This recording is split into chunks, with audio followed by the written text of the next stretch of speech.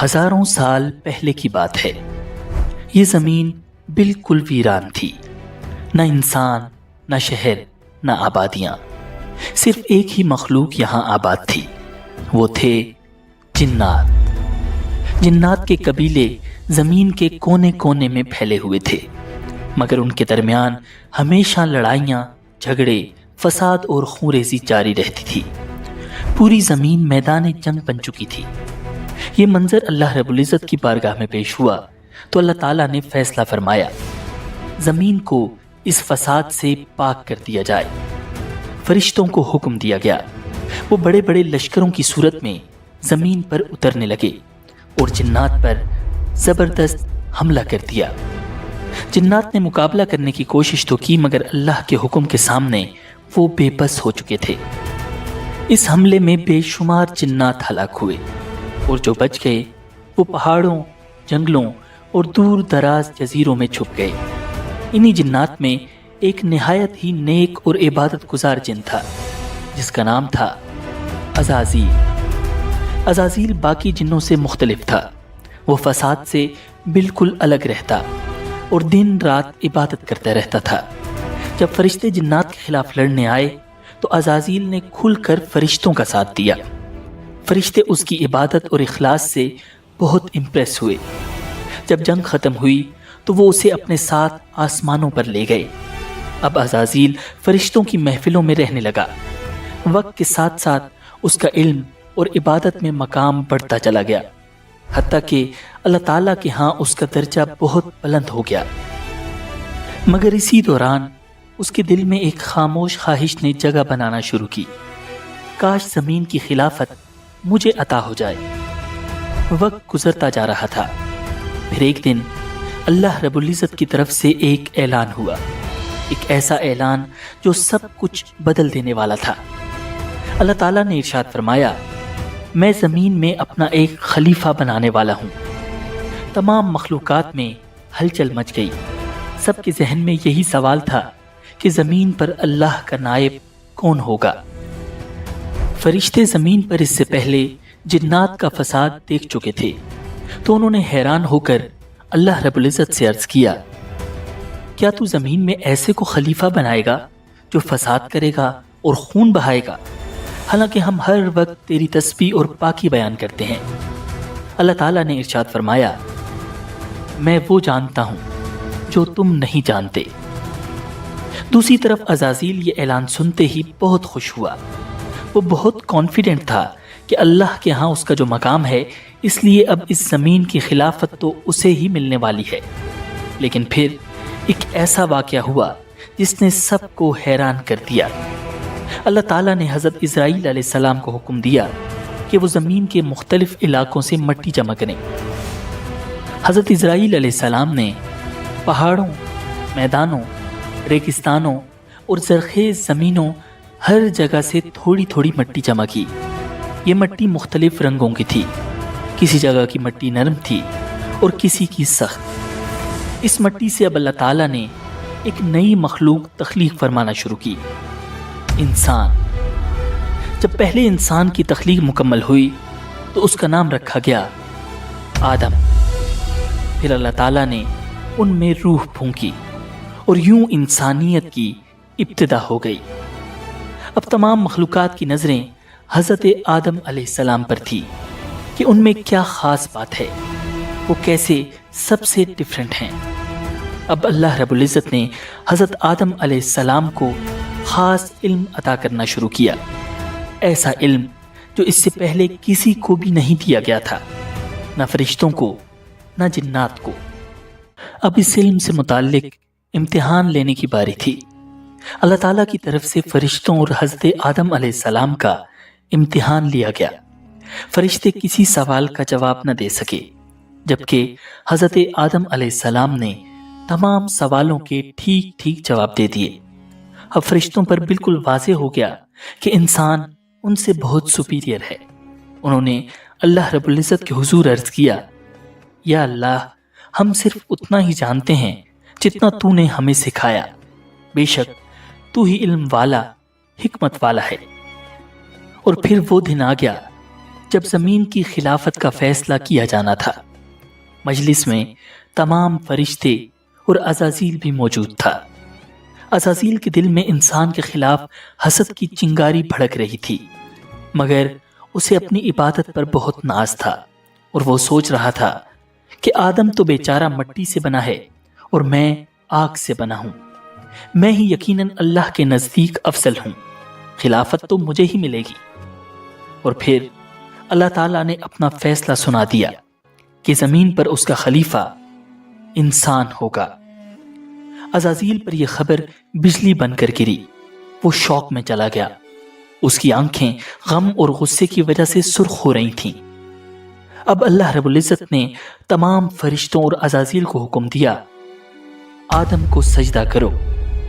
اللہ رب العزت کے اس حکم کے ساتھ ہی تمام فرشتے فوراً سجدے میں گر گئے، سوائے عزازیل کے۔ کسی کی مجال نہ تھی کہ اللہ کے حکم کا انکار کرے، مگر وہ بدبخت گردن اکڑائے غصے اور تکبر کے ساتھ کھڑا ہوا تھا۔ دربار خداوندی میں سناٹا چھایا ہوا تھا۔ اللہ تعالیٰ نے پوچھا، تجھے کس چیز نے روکا کہ تو سجدہ نہ کرے جب میں نے تجھے حکم دیا؟ ابلیس نے تکبر سے جواب دیا، میں اس سے بہتر ہوں، تو نے مجھے آگ سے پیدا کیا اور اسے مٹی سے۔ اللہ رب العزت نے نہایت جلال سے فرمایا، نکل جا یہاں سے، تجھے یہ حق نہیں کہ یہاں تکبر کرے، یقیناً تو ذلیلوں میں سے ہے۔ اب وہ عزازیل ابلیس بن چکا تھا، مردود اور شیطان، مگر بجائے شرمندہ ہونے یا توبہ کرنے کے اس نے اللہ تعالیٰ سے ایک حیران کن درخواست کی، مجھے قیامت تک مہلت دے دے، جس دن انسانوں کو قبروں سے اٹھایا جائے گا۔ اللہ رب العزت نے فرمایا، جا، تجھے مہلت دی گئی۔ لیکن ابلیس نے وہیں ایک اور اعلان کیا، جو کہ ایک چیلنج تھا، ایک سازش تھی۔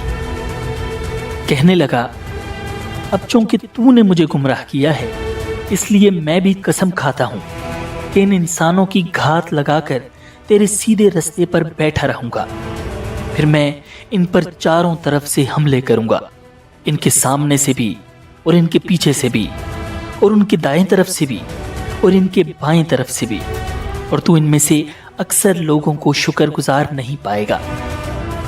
اللہ رب العزت نے نہایت جلال سے فرمایا، نکل جا یہاں سے ذلیل اور مردار ہو کر، ان میں سے جو تیرے پیچھے چلے گا وہ بھی تیرا ساتھی ہوگا، اور میں تم سب سے جہنم کو بھر دوں گا۔ یوں ابلیس انتہائی ذلیل ہو کر بارگاہ خداوندی سے نکل گیا۔ وہ غصے اور انتقام کی آگ میں جل رہا تھا۔ اسے سب سے زیادہ غصہ انسان پر تھا، جس کی وجہ سے وہ اللہ رب العزت کی مجلس سے نکالا جا چکا تھا۔ اب حضرت آدم علیہ السلام کا اصل امتحان شروع ہونے والا تھا۔ انسان اور شیطان کا مقابلہ شروع ہونے والا تھا۔ حضرت آدم علیہ السلام جنت میں رہنے لگے، وہاں ہر طرح کی نعمتیں تھیں، لیکن پھر بھی وہ اکیلا محسوس کرتے تھے، انہیں تنہائی کا احساس ہوتا تھا۔ اللہ رب العزت نے ان کی تنہائی دور کرنے کے لیے ان کی زوجہ حضرت حوا علیہ السلام کو پیدا فرمایا، وہ ان کی ساتھی بنی۔ اب حضرت آدم اور حضرت حوا دونوں خوشی سے جنت میں رہنے لگے۔ اللہ رب العزت نے فرمایا، اے آدم، تم اور تمہاری بیوی جنت میں رہو، جہاں سے چاہو کھاؤ پیو، خوشی سے رہو، مگر ایک درخت کے قریب مت جانا، ورنہ تم ظالموں میں سے ہو جاؤ گے۔ جنت میں ہر طرف نعمتیں تھیں، آرام تھا، سکون تھا۔ صرف ایک درخت تھا جس کے قریب جانے سے اللہ رب العزت نے منع فرمایا تھا، مگر شیطان جو پہلے ہی جنت سے نکالا جا چکا تھا، حضرت آدم علیہ السلام سے حسد اور بغض میں جل رہا تھا۔ وہ چاہتا تھا کہ آدم اور حوا بھی اللہ تعالیٰ کی نافرمانی کریں تاکہ وہ بھی اس کی طرح جنت سے نکالے جائیں۔ اسی لیے وہ چپ کے آیا اور حضرت آدم اور حوا کے دلوں میں وسوسے ڈالنے شروع کر دیے۔ وہ ان سے کہنے لگا، تمہیں جنت کے ہر درخت سے کھانے کی اجازت ہے، لیکن کیا تم نے کبھی سوچا ہے کہ اس ایک درخت سے کیوں روکا گیا؟ آخر کیا وجہ ہے؟ پھر اس نے جھوٹ بول کر کہا، تمہیں روکا اس لیے گیا ہے کہ اگر تم نے اس درخت کا پھل کھا لیا تو تمہیں ہمیشہ کی زندگی مل جائے گی، تم فرشتے بن جاؤ گے، تمہیں کبھی موت نہیں آئے گی۔ یہ درخت تو شجر خلد ہے، یعنی ہمیشہ کی زندگی دینے والا درخت۔ ابلیس نے بڑی نرمی، چالاکی اور جھوٹی قسموں کے ساتھ یہ ظاہر کیا کہ وہ ان کا خیر خواہ ہے۔ وہ بار بار کہتا رہا، میں تم دونوں کا بھلا چاہتا ہوں، میری بات مانو، اس درخت کا پھل کھا لو، دیکھنا تمہیں کیا مقام حاصل ہوتا ہے۔ حضرت آدم اور حوا نے کبھی جھوٹ سنا ہی نہیں تھا اور نہ کبھی کسی کو اللہ کی جھوٹی قسم کھاتے دیکھا تھا، تو بالآخر وہ دھوکہ کھا گئے اور اس درخت کا پھل کھا لیا۔ بس یہی وہ لمحہ تھا جس نے سب کچھ بدل دیا۔ اللہ تعالیٰ کا حکم ٹوٹ چکا تھا۔ جیسے ہی انہوں نے پھل کھایا، فوراً جنت کا نورانی لباس ان کے جسموں پر سے غائب ہو گیا اور وہ گھبرا کر جنت کے پتوں سے خود کو چھپانے لگے۔ ان پر ایک دم شرمندگی چھا گئی۔ اللہ تعالیٰ نے حضرت آدم کو پکارا، کیا میں نے تمہیں اس درخت سے منع نہ کیا تھا اور یہ نہ کہا تھا کہ شیطان تم دونوں کا کھلا دشمن ہے؟ دونوں نے جب اللہ کی پکار سنی تو مارے خوف کے کانپ اٹھے۔ حضرت آدم اور حضرت حوا علیہ السلام بہت غمگین تھے کہ ان سے کیا گناہ ہو گیا، کیسے وہ شیطان کے دھوکے میں آ گئے۔ انہیں سمجھ نہیں آ رہی تھی کہ اللہ رب العزت سے معافی کیسے مانگے، مگر اللہ کی کریم ذات کو ان کی حالت پر رحم آ گیا اور اللہ تعالیٰ نے خود انہیں ایک خاص دعا سکھا دی، ربنا ظلمنا انفسنا وان لم تغفر لنا وترحمنا لنکونن من الخاسرین۔ اے ہمارے رب، ہم نے اپنی جانوں پر ظلم کیا، اگر تو ہمیں نہ بخشے اور ہم پر رحم نہ کرے تو ہم یقیناً خسارے والوں میں سے ہو جائیں گے۔ حضرت آدم اور اماں حوا نے یہ دعا مانگنا شروع کی تو اللہ تعالیٰ نے ان کی توبہ قبول کر لی اور یوں توبہ کا دروازہ ہمیشہ کے لیے کھل گیا۔ پھر اللہ تعالیٰ نے فرمایا، اب تم سب انسان اور شیطان زمین پر اتر جاؤ، تم ایک دوسرے کے دشمن ہوگے، وہاں تمہیں ایک وقت مقرر تک ٹھہرنا ہے اور وہاں زندگی گزارنی ہے۔ حضرت آدم اور حضرت حوا کو جنت سے اتار کر اس زمین پر بھیج دیا گیا۔ یہی وہ جگہ تھی جہاں ان کا اور ان کی آنے والی نسلوں کا امتحان لیا جانا تھا، جہاں انسان اور شیطان کی ایک مسلسل جنگ رہنی تھی۔ اس زمین پر تو سب مختلف تھا۔ ادھر آ کر انہیں پہلی بار بھوک کا احساس ہوا، پہلی بار کھیتی باڑی کی، روٹی پکائی اور تب جا کر پیٹ بھرا۔ حضرت ابن عباس رضی اللہ تعالیٰ عنہ فرماتے ہیں کہ زمین پر اترنے کے بعد حضرت جبرائیل علیہ السلام حضرت آدم علیہ السلام کے پاس آئے۔ ان کے ساتھ گندم کے 7 دانے بھی تھے۔ حضرت آدم نے پوچھا، اے جبرائیل، یہ کیا چیز ہے؟ حضرت جبرائیل علیہ السلام نے جواب دیا، یہ اسی درخت کا پھل ہے جس کے بارے میں آپ کو منع کیا گیا تھا، لیکن آپ نے وہ کھا لیا تھا۔ حضرت آدم نے فرمایا، اب میں ان دانوں کا کیا کروں؟ حضرت جبرائیل نے کہا، انہیں زمین میں بو دیجئے۔ حضرت آدم نے ان دانوں کو زمین میں بو دیا۔ یہ دانے بہت وزنی اور بڑے تھے، دنیا کے عام دانوں سے کہیں زیادہ۔ کچھ عرصے بعد وہ دانے اگائے۔ حضرت آدم نے فصل کاٹی، دانے صاف کیے، پھر انہیں پیسا، آٹا گوندا اور روٹی بنائی۔ یوں حضرت آدم علیہ السلام نے زمین پر محنت کر کے کھانا کھانے کا طریقہ سیکھا۔ اسی طرح حضرت آدم علیہ السلام کا پہلا لباس بھی حضرت جبرائیل علیہ السلام کی مدد سے تیار ہوا۔ وہ بھیڑ کی اون سے بنا تھا۔ پہلے انہوں نے اون کاٹی، پھر چرخے پر دھاگا بنایا، پھر حضرت آدم علیہ السلام نے اپنے لیے ایک جبہ اور حضرت حوا کے لیے قمیض اور اوڑھنی تیار کی، اور یوں اس زمین پر انسانیت کا آغاز ہوا۔ انسان اور شیطان کی کہانی شروع ہوئی، ایک ایسی جنگ جو آج تک جاری ہے، جہاں شیطان انسان کو دھوکہ دیتا ہے، اسے بہکاتا ہے اور اللہ کے حکم سے روکتا ہے، اور انسان اکثر اس کے دھوکے میں آ بھی جاتا ہے۔ لیکن یاد رکھیں، کامیاب وہی ہے جو گناہ کے فوراً بعد अपने बाप हजरत आदम अलैहिस्सलाम की तरह निदामत के साथ अल्लाह से तौबा और इस्तिग़फ़ार करे, क्योंकि बेशक अल्लाह रब्बुल इज़्ज़त की ज़ात निहायत मेहरबान और बख्शने वाली है।